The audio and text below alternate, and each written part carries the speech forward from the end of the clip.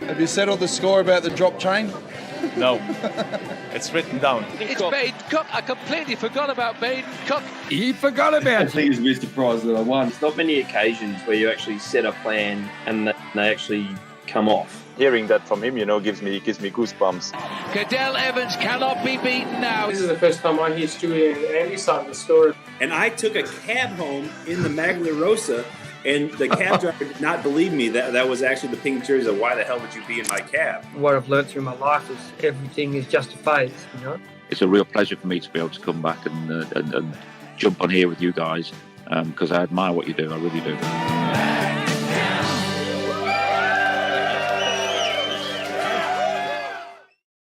Hey guys, welcome back. D2 Live, here to recap the opening 9 stages of the 2024 Tour de France. Joined, as always, 4-time National Road Champion from Australia and the voice of cycling. We've covered all those tech issues, and he joins us live from on the ground at the Tour. Phil Liggett, of course. Start with you, Phil. Welcome back to the D-Tour, mate. It's been a while. It's been a while, and it's great to be back. Yeah. And what an amazing start. Very good. I was going to say, what an amazing start to the Tour de France. It's been a story every day from the minute we started the Tour de France this year. It's been a fabulous race. It really gave us a wonderful start off and red hot weather. I mean, the weather was 30 to 35 degrees. The Italians, as we expected, went berserk and supported the race, and of course, every day. And the French, we've criticised them over the years. First of all, they haven't won it since Bernard Hinault back in 1985. And we're always saying, when are the French going to win the stage? Well, they've won 3 now in the first 9 days of racing. It's quite amazing. They must be up and about. They're amazing. They really are. We've had some good stuff out of the French, and I like to see that the host nation do well when they put so much into making this such a fantastic event. It never changes. The atmosphere is always good.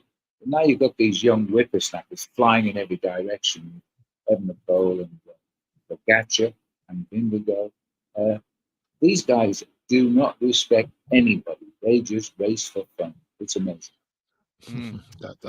What are your thoughts, Iffy? First 9 stages. Well, we'll definitely run through all the stages, but while we've got the man here, I've got to say, Cavs win stage 5. We all thought it was special, but for you, Phil, who's called all of his wins, all of his 35 wins, and I saw a little clip of you in tears on the NBC, and I thought it was just beautiful. So, just how important was that for you? That win for you?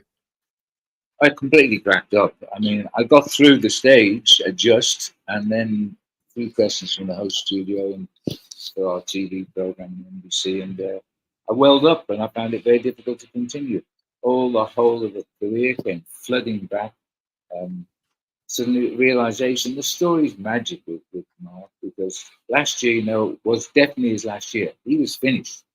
And then gets narrowly beaten by Jasper Philipsen in Bordeaux. The next day, he crashes and breaks his collarbone.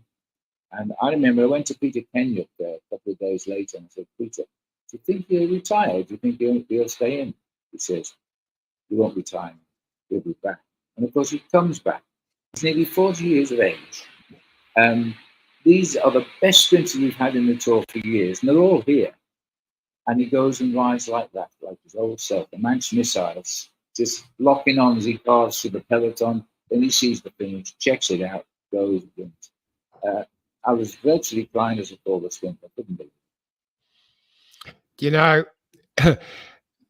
You say these things, we get excited with the emotion of it all. One of his greatest victories, but it was one of his greatest victories. I can tell you, there is not another bike rider in that race who could have gotten through like he did.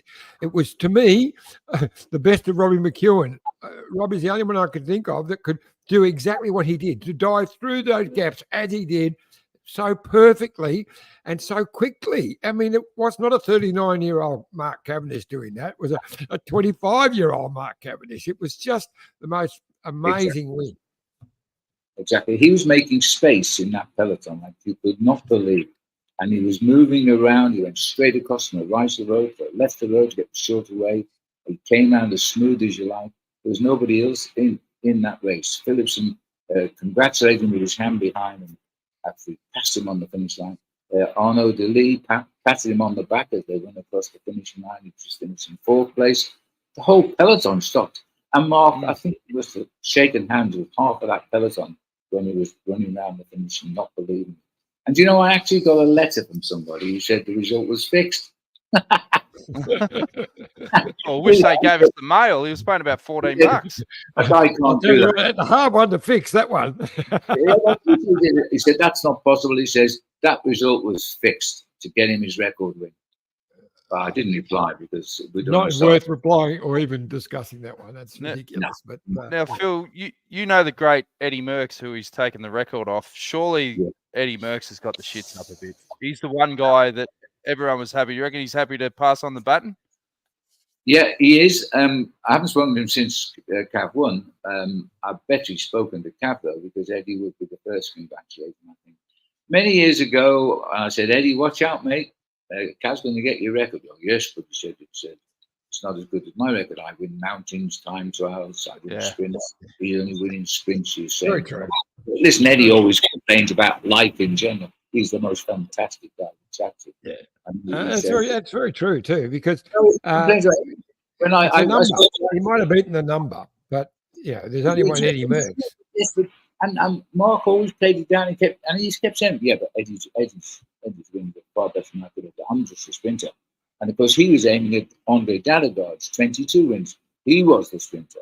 And Dallegard, of course, is out long since retired, so he's on 22. And Mark has sailed away now and he's got the record. But the fact is, he's done it. Okay, his speciality is sprinting. It's just as hard in many ways as climbing a mountain to get to that peloton to finish line. Very dangerous way of living your life. So, but Eddie changes the whole attitude. When they equaled on 34, Eddie was there with Cav for the photos and congratulating him. And I never, ever spoke again of, yes, but Cav was equally on the record. That was it. Well, what was great to see backstage was today Pogačar with Cav's kids, because his son just wanted to see Pogačar, and then he gave him his yellow glasses. And it was funny when Cav saw Pogačar and he said, "Hey, don't you go breaking it." Like, straight away. That's right. The fog was warming down after the stage, and Cav went in there, and his last words were, "You're right," he said, "When you break my record." Yeah, he was serious, and we've got a live comment from Paul Sutton who said exactly the same thing. So I love how Cav said today, "Don't go beating my record." He recognised that the record will eventually be beaten. Do you think? It's going to be a long, long time. But it's going to be a long slog. Go back to stage one. First climb, and I mean, it was a really hot day. We know all that, extreme conditions, but he's out the back very early. The whole team's there riding, pouring water. He looked very distressed. You wouldn't have been putting too much money on him even finishing that day, let alone coming out and winning a stage. No, you wouldn't. And I think you're talking about Bardet now. No, I'm talking about stage one with Cav. The trouble he was in, getting dropped on the first climb. That was terrible. And I mean, we debated whether to show him on television being sick. I was told to warn the viewers to look away if they were having a breakfast, because it's 6 o'clock in the morning on the west coast of America and 9 o'clock on the east coast. So they'll probably have breakfast, and we're about to show a guy screwing up on television. And so we debated it and decided, well, it's the race. When he went off on the very first climb of the day, I thought, my God, he can't go off. He's never going to get to the finish now. The whole day was about whether he beat the time limit. He did by, I think it was 6 to 8 minutes. In the end, he had it worked out. But that team came to the race only for Mark Cavendish. If he left on the first day, they had no team left. There was nobody left apart from Lutsenko, and a couple of guys could go for stage wins later in the race. That was it. But the whole team went back for him. If he'd have been eliminated, they'd have gone out with him. And of course, Gazzoli, the first time in the race, he only lasted about 3 hours of the tour because he got sunstroke and he was out the race, and he was back there with Cav as well. We were debating all the time off camera, is this it? He should never have come, etc. But what we don't know is we don't really know Cav. This guy is the best bike rider. He fights. He never says no. And his whole attitude, his whole persona now, is his newborn confidence and belief in himself. Listen, he was strong enough to get the wife and the kids a camper, and they're following the race in a camper. And that's why the whole family were there the day the dream come true. They suddenly appeared. So he wasn't going to spend all that money with a camper for the family following the Tour de France. He wasn't going to win the stage. He gave it his best shot. It all fell into place. It was a magical situation. Yeah. How are you finding? Because is this the first year you've been back on the ground, or were you back on the ground last year? Because remember when we last dialed in, you were in the studio. Yeah, we did 2 years of COVID down in London, which was far from ideal.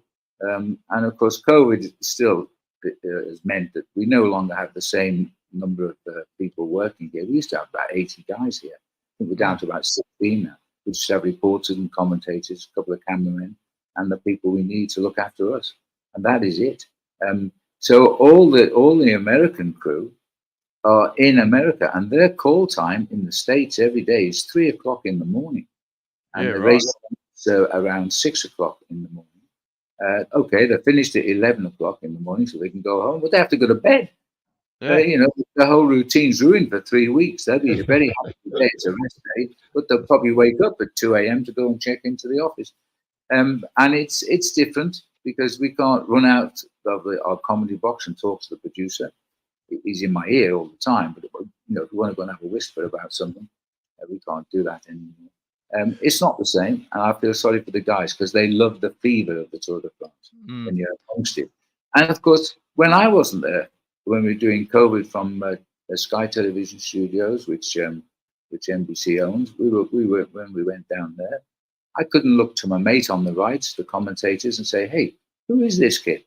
And they say, "Oh, he comes from so and so. He's done this," and we were waiting for him to come to the Tour de France. Then the story comes out. We can't do that anymore. Well, we couldn't then. We can now, but then now it's gone even worse. Now they've given me my own television studio, which is a yellow studio, of course. We get by the finishing line sometimes, but again, that's changed this year. And it's a fabulous commentary box. I walk around it. We can have a table in there. We can have dinner in there. You know, and we have massive televisions. We used to commentate on little television. Now we have big screens. Life has changed for us completely. I even have a guy look after me now. Literally, everything I do, he even carries my bags, and I hate him for that because I turn around to pick my bag up and it's gone. I think somebody's stolen it, and then a panic starts. It's a whole new world now. I think they're recognising my age. You see. They do. Well, they help me down the stairs now. I have to turn the piss off because I'm fine. I know I'm old, but I'm still okay. Well, I've got to give a shout out to one of your old sparring partners from NBC last year. That's Sam Bewley, who's obviously a DS for Israel Premier Tech. But he had to leave the race early because there was a pending arrival. Hannah Barnes' fiance was pregnant and expected to deliver after the tour finished. But he got the call at 4 in the morning, drove 8 hours, made the birth, and they welcomed their first child, a daughter. Elvie. So I didn't know. Everyone's doing well, but there was a bit of panic stations for a while there. Iffy. Back in your day, you just would have said to the missus, "Listen, I'm working at the Tour de France." Yeah, well, I'll see what happened you to me, was it? I was at the Olympics when Lisa was born. I didn't find out I was a dad for 3 days, but different world back then, mate. Different world back then. Well, we had the same problem last year, didn't we, with Van Aert? Wout had to leave. Yes. Yeah.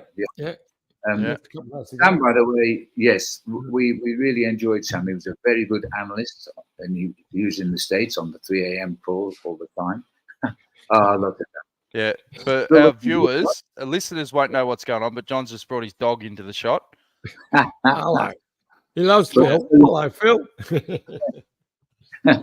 No, just saying that Sam, his team said, "Hey, you can't do the TV. You've got to be the DS on the race." So there we are. He's had a stellar year, but obviously Tour Down Under, Flesh Walloon. He's had the big wins. Yeah. Steve Williams, who won the Tour Down Under, he's struggling a little bit in this tour, the first tour for him, but he'll get better. Yeah. Now, obviously, today I wanted to win. He's a lovely man. I met him first off this year on the Tour Down Under. What a genuine guy he is. Good bike rider. A very good bike rider. He might win the stage yet too. Yeah. Obviously, another big story from the opening 9 days is obviously Binny and Girmay. We know that Eritrean riders have huge support on the ground. Daniel Tekla-Hymanite used to ride at Green Edge when he had the polka dots, those 3 stages, I think it was in 2015, 2016. He literally came home to a ticker tape parade because of those 3 days. I can only imagine just the support, and they'd be going absolutely bonkers back home. We've got pictures which were put out on television yesterday. I've got pictures of when he won his second stage in Eritrea. They are cycling mad now. The kids from 3 years of age upwards, it's Binny. They were chanting. They call him Binny. Binny. The roads were rammed. The firecrackers were going off. The bikes were everywhere. It was a scene to behold. And he's a total hero in this country. He'll go back. I don't know what the equivalent of a knighthood is in Eritrea, but he'll get it for sure. But his confidence now he's got that stage win here, which he did in Turin. His confidence, he's chasing. First of all, we thought, just nip out and get a few points and get that green jersey on his shoulders. Another first for your country. But now he's looking like he can take this all the way to Nice. Oh, I think he will too, mate. Yeah, he's got 2 things going for him, I reckon. One that Philipsen doesn't seem to have quite the same form. He lost a few. Really got relegated the other day, lost 30 points or whatever. But the other thing is Mathieu van der Poel is definitely not in the same form as last year. So he can't do the same lead outs that he was doing last year, which is going to make a big difference. No, that was a stage yesterday for Van der Poel. He thought it was a stage for him, but he locked in that second chase group. That was a really class chase group, and they couldn't catch those few riders literally seconds up the road who stayed clear to the finish. So, he hasn't got the same form, and that was a day he should have excelled, of course. 6 times a world cyclocross champion, handles those roads with no problem at all, but never got there. No. I thought you were going to give me a shout out, Johnny. I left the door open with Girmay, particularly second win. We're talking about who would have picked Cav to win after what happened on the first day. Not even the great tipster Dan Jones would have picked that, I was going to say, because Dan did pick the winner on very good odds for Girmay. You did that? I did. I said, look, I'll smack on a few shillings on the stage win, and whatever we get, I'll split it up the guts with you. And he said, righto, put money on Wout van Aert and a little bit on Groenewegen. I said, no worries, I've put money on Girmay. Didn't listen to one thing I said, thank God. Yeah.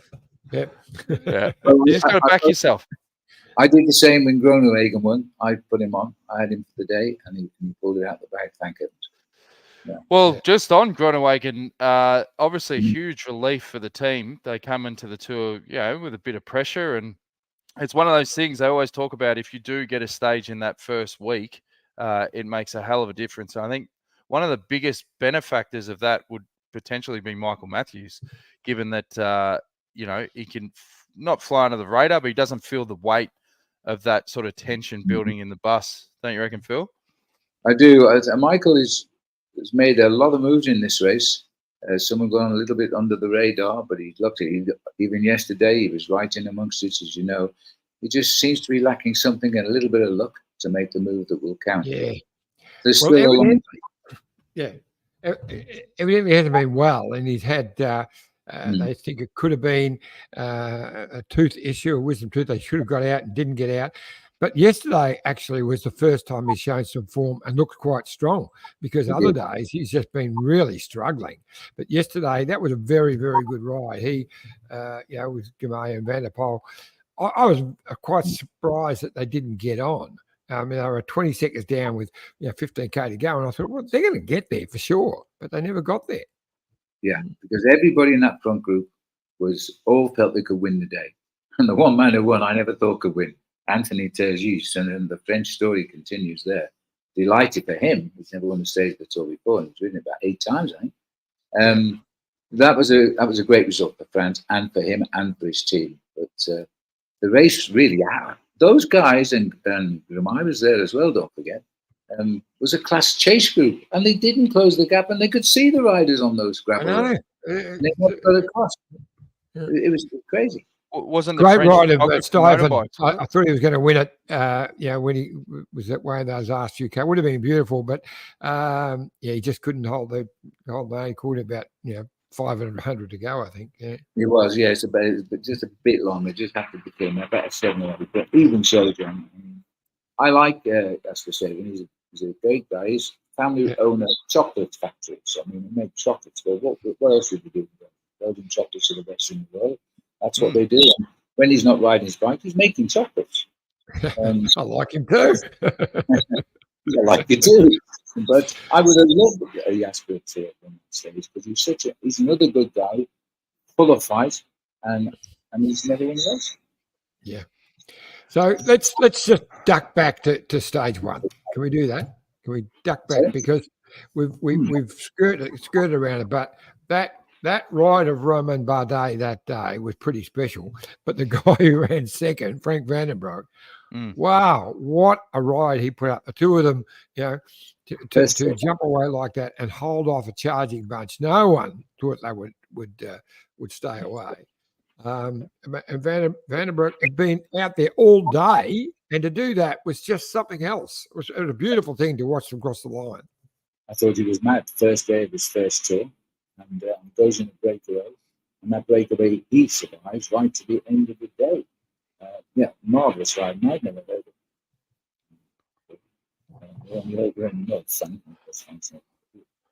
We're just having a few little audio issues with your Phil. You? Yeah, you don't have any headphones that you can plug into your lappy, do you? I'll try. Maybe ask your assistant. Yeah. I wish I could, but unfortunately, thankfully, he doesn't sleep with me. But it was pretty good all the time. It's just that last little bit. Yeah, just the last little bit. Was it? Is it any better here? I've moved position. We hear you now perfectly. Yeah. I think it's just when you talk a bit softer. Oh, yeah. Let me it's stay a classic here. detour, mate. We fix our tech issues halfway through a live show. So. Swing around so you can see me a bit clearer. Maybe I've gone nearer the route. I don't know where the route is. Right, how's that? Yeah, that's better, mate. I have got pods, but not. Okay.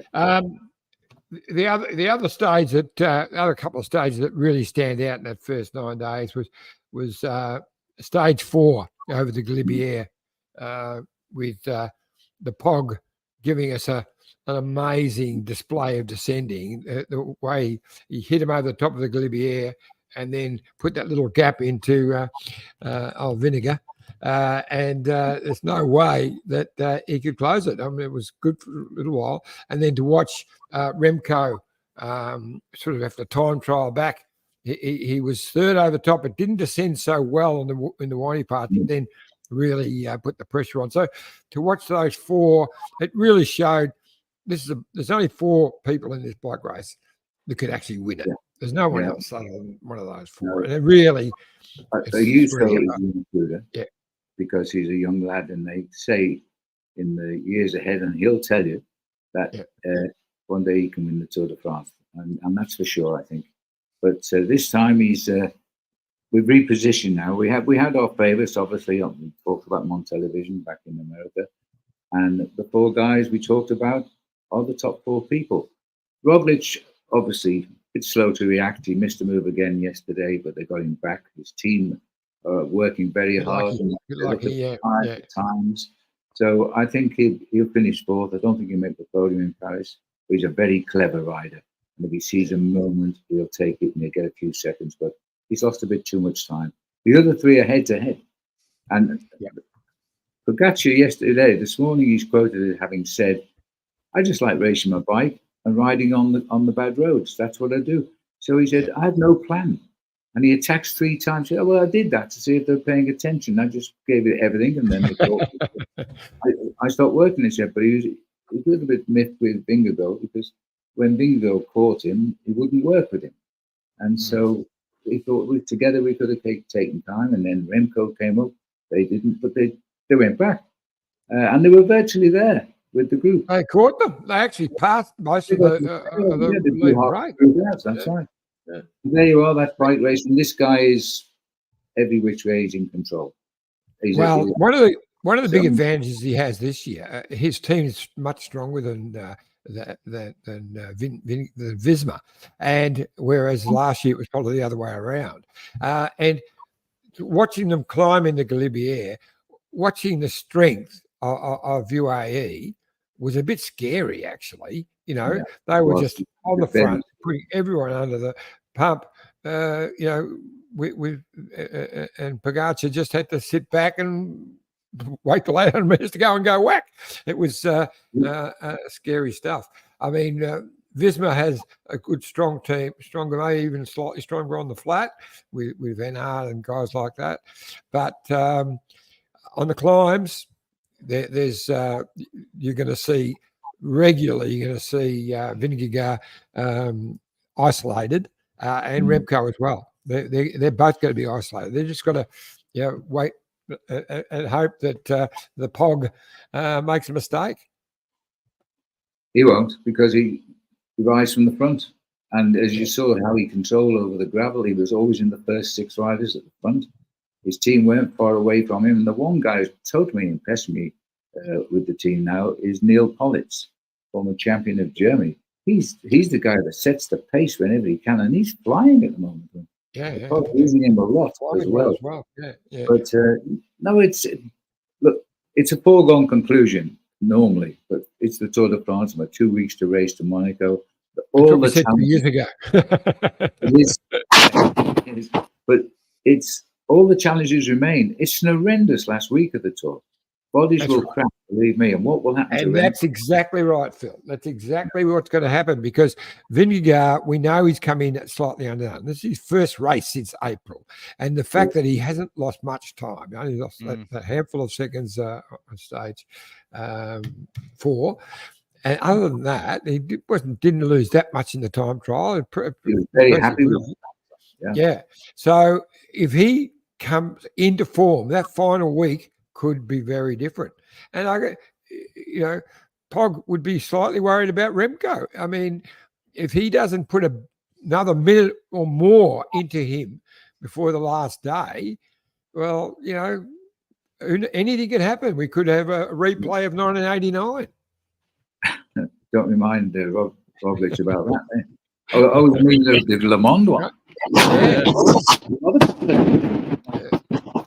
Yeah, but it is a big possibility, but there's still a lot of mountains to come, of course, and bad roads and bad weather's forecast, all the usual things that make a gripping Tour de France. But Vingegaard, if you talk to him, he's very content with his time losses and his position in the race.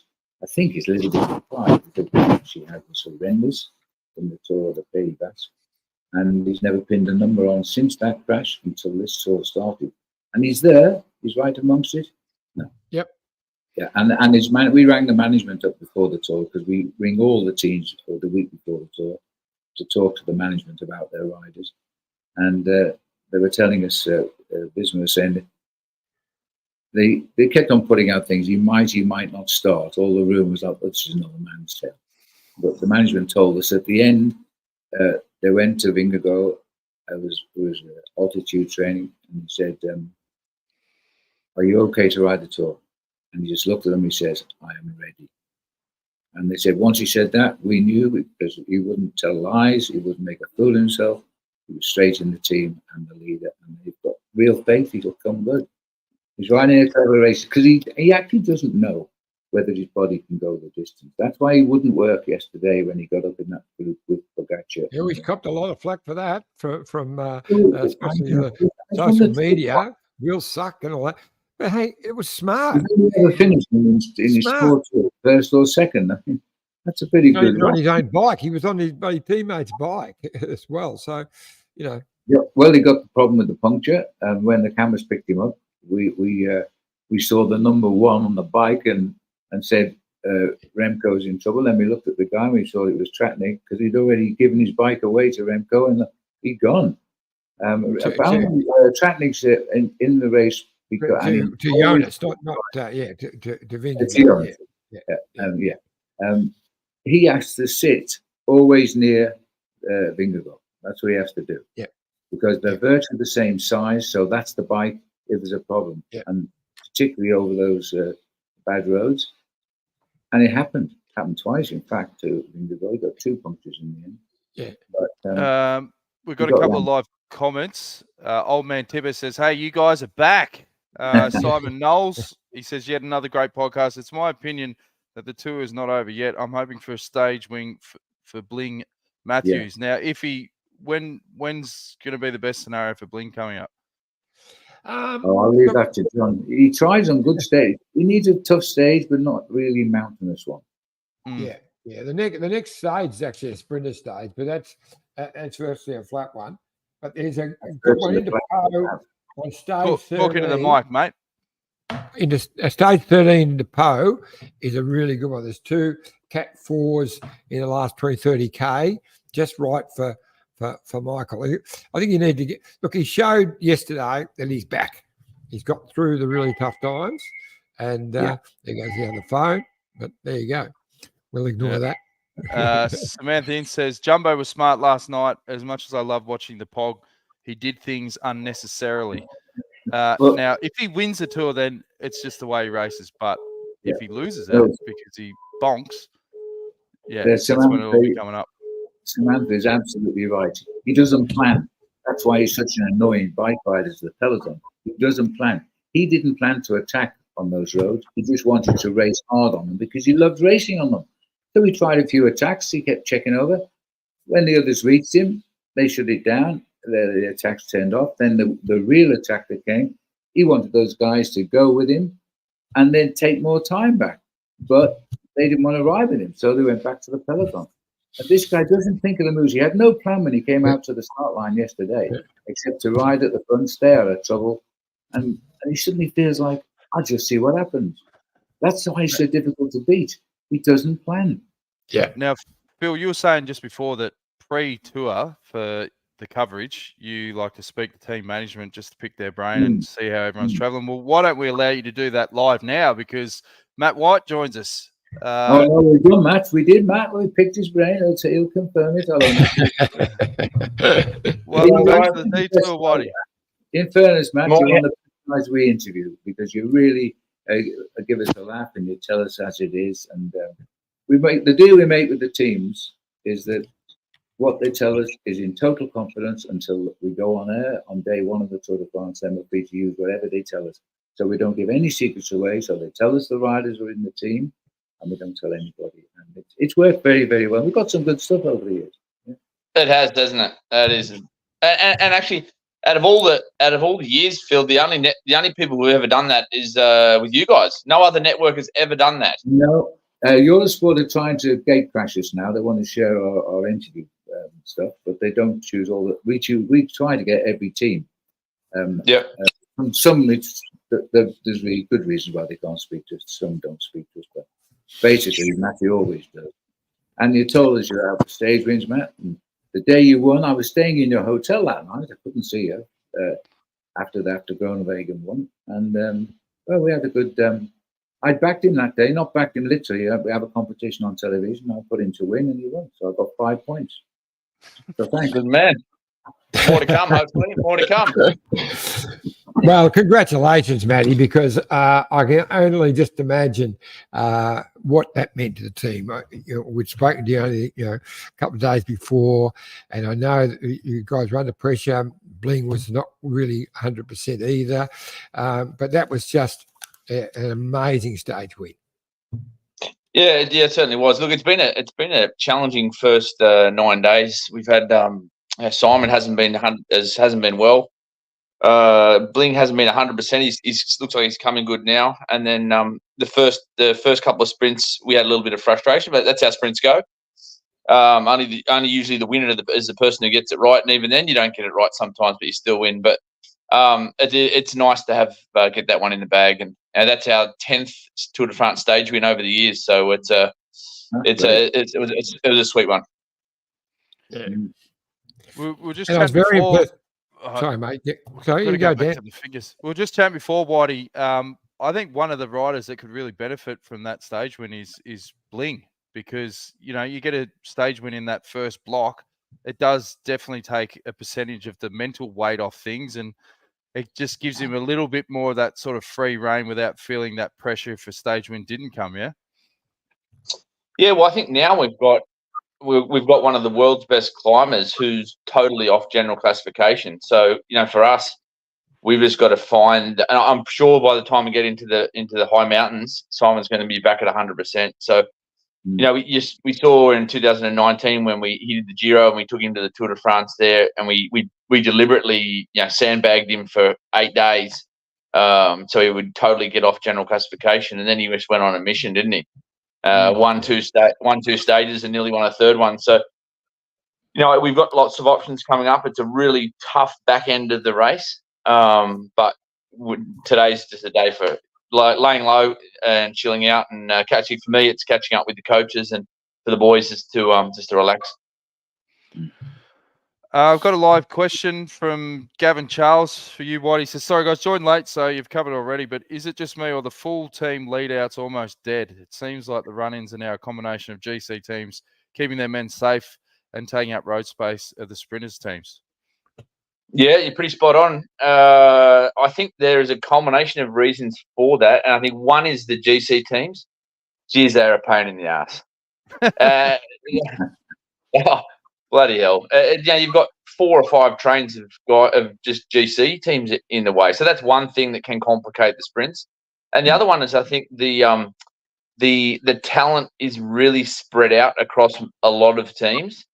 And so I don't think, and because the level between the top tier, the top best sprint teams and the fifth teams is not much, it's really hard to take control of these finals. Exactly. And unless the finals are super technical, these big boulevards and that, no one's that strong that they can put anyone under that much pressure. So they are really messy sprints. They will get easier as we get longer, because people will start to get tired, and some teams are more adaptable than others or more robust than others.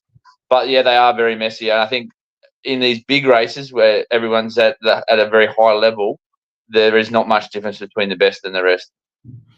Can I just ask you a question there, Matt? The new kilometres to go rules, I'm getting very confused with this because I only hear on the day. Today it's going to be 5 kilometres before the finish and the time will be taken. Experimental, they say. Then the next time I'm going, I'm saying it's 5K. No, it's 4K to go now. We're trying that one out. And of course, we always used 3 in the past. I thought the 5K worked pretty well, in fact, and it probably saved a few riders' time as it happened on that particular day. Yeah, well, actually, the first stage, was it the first stage 5? The first stage that the Girmay won? Yes, it was stage 3 into Turin. That was a 5K. Okay, well, actually, yeah. So actually, probably a few people wouldn't have noticed that actually the commissaires didn't implement the rule correctly anyway, because the rule is the old 3K rule, but you have to be directly involved or inhibited by the crash to lose time. Now, when you saw that one, all the GC guys are set up. You technically can't do that. You're supposed to be, if you're involved in the crash, sure, but there wasn't 150 people involved in that crash, was there? No. So my opinion on that is I think the time should stop at 5K to go. I know the organisers wouldn't be real keen on that because they don't want the television showing the GC guys sitting up and rolling in for the last 5K. But guess what? Who controls television? Don't show it. Don't show it. Yeah. They're going to be on the front of the race. Yeah. Exactly. Show the sprint. Yeah. So I think it would make things a lot safer if they said 5K to go, time stops where you are at 5K to go. That's your time, and then just concentrate on the sprints, because you're still going to get 70, 80 guys that are the lead out guys and all those guys contesting the sprint. And I think it'll be a race till 5K to go, which is fine. But then you've still got 6 or 7 minutes that the GC guys can get out of the way and let the sprint teams do their thing, and a lot less risk. Exactly right. And it moves all the teams into a safe zone. I agree. Yep. It makes common sense. Let the sprinters have the moment now. We're only applying the flat stages, so it doesn't. Yep. In the mountains, you race for real time, and you're chasing the Tour de France victory. Yeah. Yeah. You're talking 6 stages. You're talking 6 stages in the Tour de France maximum. So it's. Yeah. I think it'd be a wise move. Yeah. One good advancement for the coverage I've seen is when they cut to the audio inside the team cars, communicating to the riders and back and forth. How does that work from a team's perspective, Whitey? Do you have any control over what they can use, or all teams hooked up? How does the process work? Yeah, so we were asked and we said no. Yeah, I think they're using 5 or 6 teams, and for us, we're listening to that as well. And actually, they're not giving away tactics, but sometimes they're giving away some good little nuggets of information for us and other teams. So we weren't keen on doing that, and I think they're offering pittance to be involved in that. So I get it. I get it that it can be entertaining for people watching at home. But as far as performance-wise, we were like, no, we're good to keep what happens in the car stays in the car. Yeah, we use it on the TV, 600 Swiss francs didn't do it. No, couldn't get it over the line. Couldn't get it over the line there. You should work for American television. You'd be fine. What were you saying, Phil? I cut you off. Whitey, I was going to say, I got a question for you. Sorry, mate. Go on, Phil. Go. No, we do use the radio. It's slightly delayed, so the producer checks what they say first before he puts it to air. We don't tell the viewers that, but there's a delay, and sometimes he doesn't use them at all. We had some good stuff off Ineos because they were advising Pidcock, who was up there, and things like move your riders to the front now to protect and back off the Tom, and things like make sure you eat in the last 30 kilometers, keep on eating, and stuff like that, which is nice. We never really give any tactics away, to be honest. No. Now, Whitey, have you ever seen a situation like what happened yesterday, where the 3 main favourites, in a situation where they're actually chasing hard, get away, catch the leaders, then sit up? Yeah. Have you ever seen? Yeah. Look, mate, I was out giving bottles and spare wheels on the yesterday, but I did watch a replay. No, it was a strange situation, but they're certainly tagging each other out of things, aren't they? Yeah. They've cracked it with Vingegaard because he just sat on them. But they actually caught them. Yeah. They actually rode into the front group, and then the 3 of them just sat up and went back to the chasing bunch. Roglic must have been licking his lips, thanking buddy whatever God there is, because he was done. Yeah, no, definitely. It was time. It was a time they could have really put some nice little buffer on those 3 and Roglic for sure. But look, I think Vingegaard's definitely playing the defensive game here, and I think he'll be really hoping that he grows into the back end of the Tour, which he probably will. He probably will. So I understand his tactics. I understand his tactics, but it was a strange one where they could have cooperated and taken 30, 40 seconds really on Roglic, which would have been nice for all of them really, because we don't know how strong Rodric's going to be in this back end too. He hasn't started, I don't think, at 100%, but he's a champion and he knows how to get it done. So he's always going to be a threat in the back end of this race as well. I agree, and don't forget Vingegaard not having pinned a number on since mid-April after a horrendous crash. He doesn't know how his body's going to go, and I think he's a little bit afraid of what's going to happen. And so he's watching and waiting.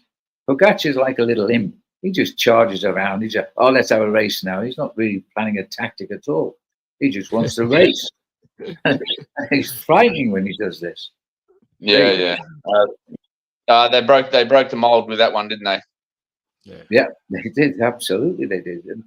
Hey, Whitey, just back on Dylan, have they seen sales of those Batman racing glasses fly through the roof now? Because he was copping a bit of flack, but marginal gains, mate. Mate, it's the biggest piss take of the Tour de France. That is. I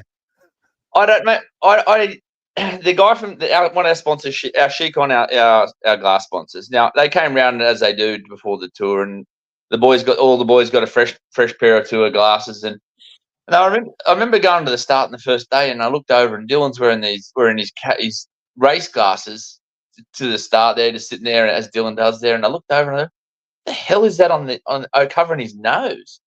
And I said, Dylan, what's that? And he said, he just looked at me, the stone. He just said, you like them?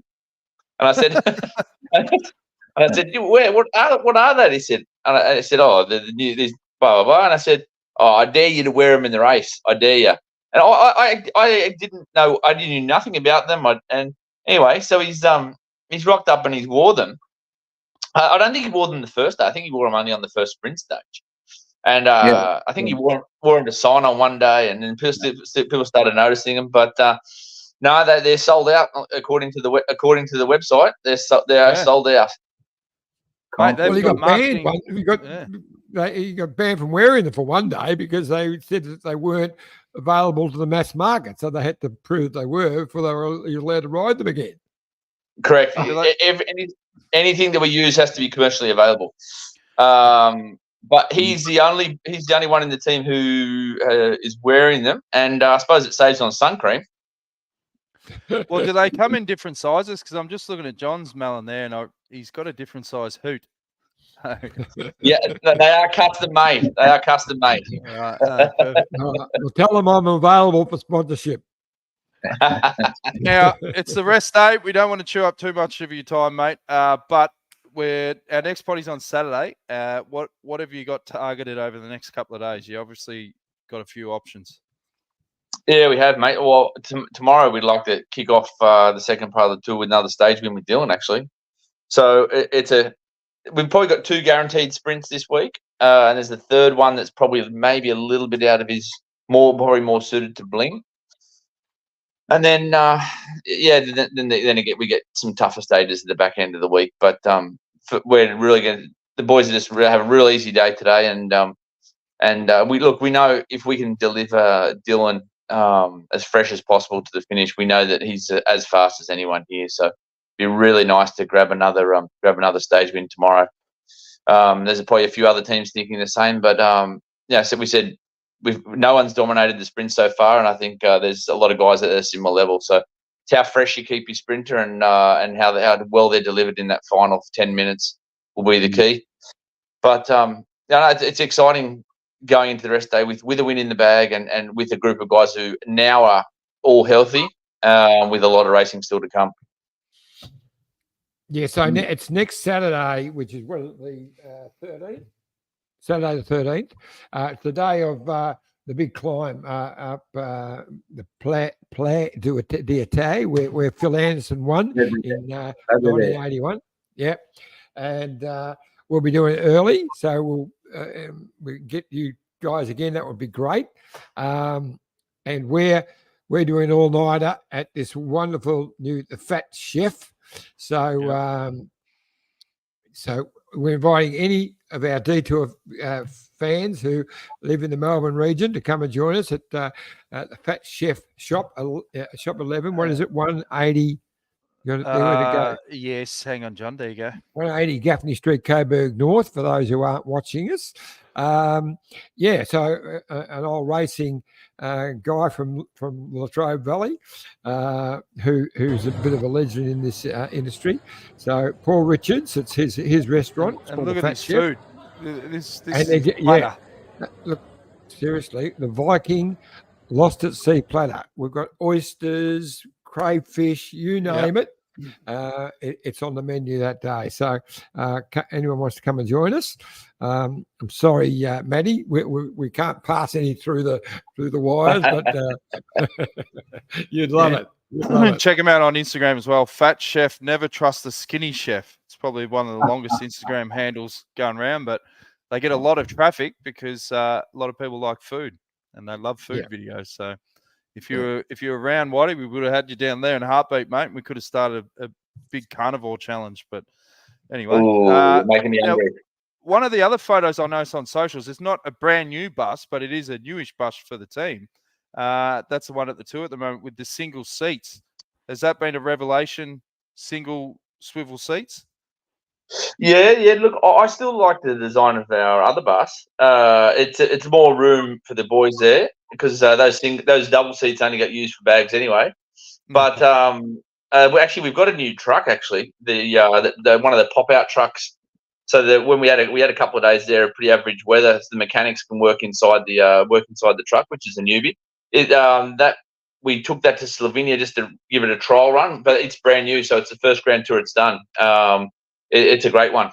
So we've got a couple of new heavy vehicles floating around, but I still the original bus is still a favourite for me. I think the design of it, minus the double seats, is a good one. The gantry killer. The gantry, yeah, it's still running. The engine on it's still good. Brand new aircon. The works. Yep. All good to go. Good stuff. Well, we really appreciate you joining the show. Anything before he goes, Phil or Iffy? Yeah, well, I think we're going to talk about our sponsor for today is the Amy's Grand Fondo, which a lot of people thought would have not been on with the demise of the actual Amy Gillett Foundation, which is a terrible story itself. But the Amy's Grand Fondo, which is an amazing day in September, is so successful that the organisers of those two events and the government have kept it going, because next year, 2025, it is the World Grand Fondo Championship, which will be in October. So people can still qualify. So I've got all the Green Edge old farts. We're all coming there. Vazzy, myself, and a few of the mates. Ronnie Gower and a few of those. We're all doing it. We're staying at Phil Anderson's on the Saturday night, which is the 14th, and on the 15th is the actual ride. We're not doing the big one. We're doing the medium ride, which is from Apollo Bay to Lorne. But hey, it's pretty special. And we're going to ride 10K from Phil Anderson's place to Apollo Bay. So that adds a little bit extra. So it's about 60K for us, which is, that's not bad. Not bad. Not bad for old farts, as you said.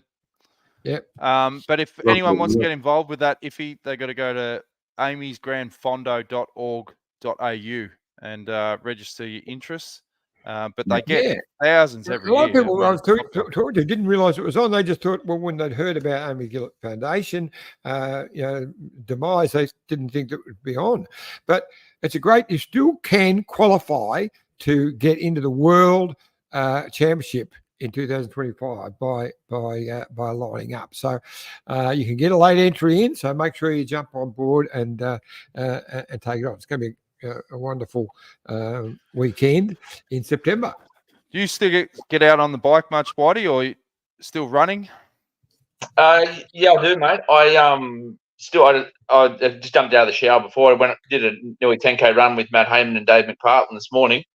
And I ride at home more so with Geordie and my daughter as well. I still get out a little bit at home. Yeah, definitely, mate. Is Geordie still obsessed with the bikes? Yes. Yeah. Yes. Is he still ringing up and telling you, giving you instructions on what to do? Yeah, no, he's going well, mate. He's going well. He's his first year under 17s this year. He's going really well. He'd want a pair of Dylan's glasses, yeah. With the beaker. Yeah. You never know. You never know. I don't know. Haven't even got a smaller nose piece, that's for sure. Yeah. A smaller nose piece. Very good. Well, appreciate you coming on the show, mate. Enjoy the rest of your rest day and checking in with the guys, and we hope that you can jag another couple of stages this week. Yeah, it'd be nice, mate. Jerry gets in today, so we'll catch up with him tonight at dinner. Yep, sounds good, right. mate. Hopefully he's brought over some he was supposed to call us in, but I rang him yesterday. He said he was in Hamburg or somewhere, but he would try and get on board, but say, that's all right. We did all right without him. Yeah, no, he has been our lucky charm over the years, so the odds are getting better. Yeah, good stuff, mate. Well, we wish you all the best. Guys. Yeah, cheers, guys. Go on, you Whitey. All the best, Whitey. Yeah, thank you very much, John. Dan, look after yourselves, boys. See you on Saturday, I hope. If I work the technical bit out again, should be all right. Yeah. Well, that worked out now. Yes, yeah. All good. Just get you plug in the headphones next time. We'll get those headphones next time. I'll dig them out. I'll have to charge them up. But one interesting thing I'm doing today, by the way, 5 o'clock our time here. I'm talking to Ben Stiller about the Paul Sherwin project. Ben's. I spoke to Ben yesterday to set him up for the Zoom because we have all our big donors who've helped us create this school in Uganda for the kids, which is a huge success. I went there this year, and Ben said he would love to come on. We used to like Paul. We used to go out with Paul when we used to go to New York, and Ben came to the tour once, but I assumed he was in New York, and it turns out he's in Hawaii. And so, but he said, I'm still coming on the Zoom, he said, and I'll just make a black coffee because I reckon it is about 5 o'clock in Hawaii a.m. Yeah. Well, he famously wrecked Lance's time trial bike. Remember before he in 2009 when he was riding with Astana, he got on the time trial bike and was doing a stupid video, and he stuffed up the chain, and it was a big mad scramble before the start to get it sorted. And he remember he missed the yellow jersey by less than a second, and I think that's still his fault. So I don't think I'll mention that to Ben later on today. Maybe leave with that. You know, Phil, I'm getting dangerous. I've got a brand new bike got delivered the other day. It's my goodness. I'm just going to turn another one off. Hang on. A Factor Visma, which is like a gravel bike built for roadies. It's a beautiful bike, absolutely beautiful bike. And it's got that new SRAM E-tap where you push the right-hand button down to go down, and push the left one to go up, which is great. But I thought, well, how do I change the bloody chain rings? But you've got to hit them both together and change the chain rings. Amazing. I've had that problem. Couldn't get on. In fact, I rode the whole ride on the 54 because I couldn't work out how the heck you get the chain on the inside. Hit them both together, mate. Yeah, I could not work it out. I tried everything. There you are. All good. Now I've got one last plug before we go. And remember Jason Cruz from the Maldives. He was a great supporter of the show. He's currently the GM at the JA Manafaru in the Maldives. So if you want to check out an amazing holiday, go to the jaresortshotels.com.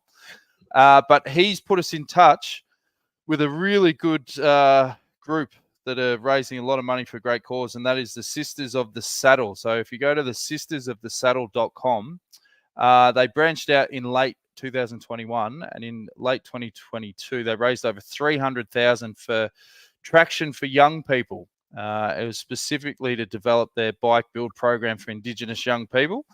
And they've been doing some fantastic work, the girls up there, and they're doing a bit of a fundraiser coming up. They've got one in, I think, the 19th of July. So what's that, 11 days from now? That's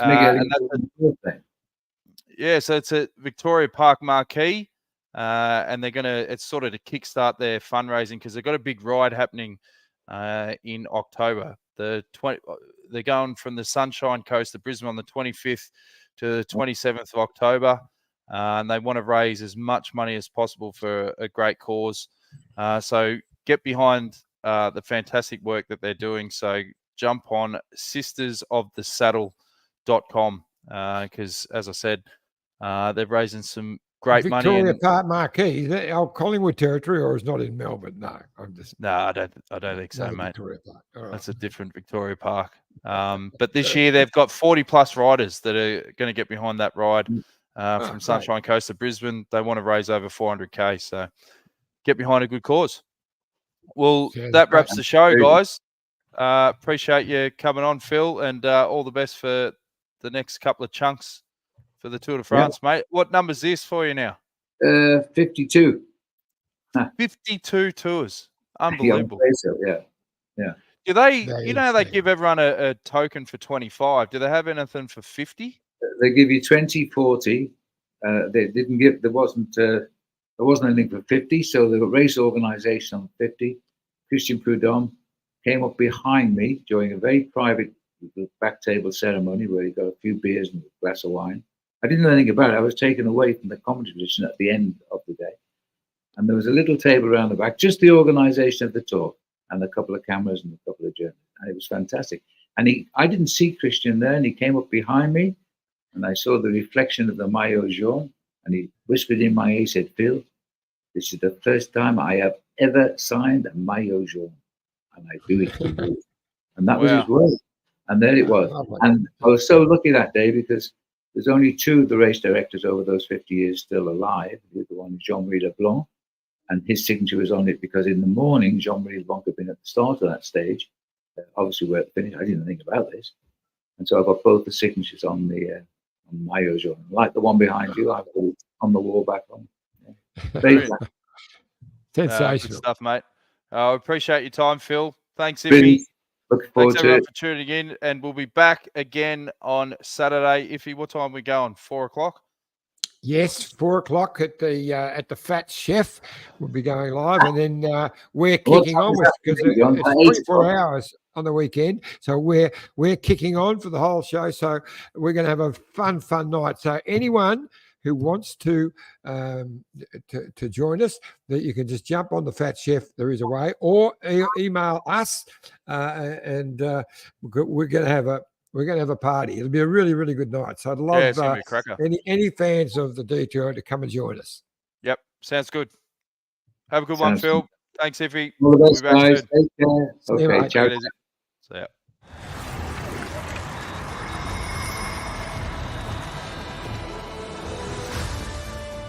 Since its inception in 1904, only 8 Australians have donned the prestigious yellow